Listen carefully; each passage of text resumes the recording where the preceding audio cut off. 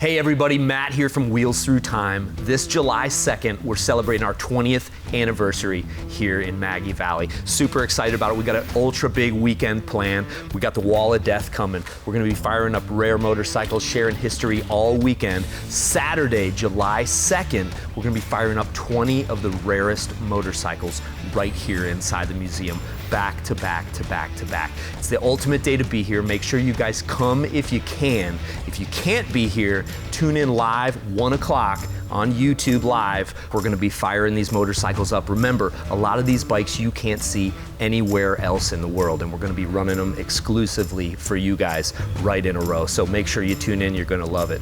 Also, check out Wheels Through Time Kickstart Challenge. It's our new fundraiser. For years, people have been asking, when are we gonna expand the museum? And now we've decided it's officially time. So we've launched a fundraiser. The first step is to install sprinklers inside of the building, so we need your help. Make sure you check out Wheels Through Time Kickstart Challenge, wheelsthroughtime.com/kickstart, and help the museum today. Thank you guys for everything you're doing and bringing Wheels Through Time to the next level.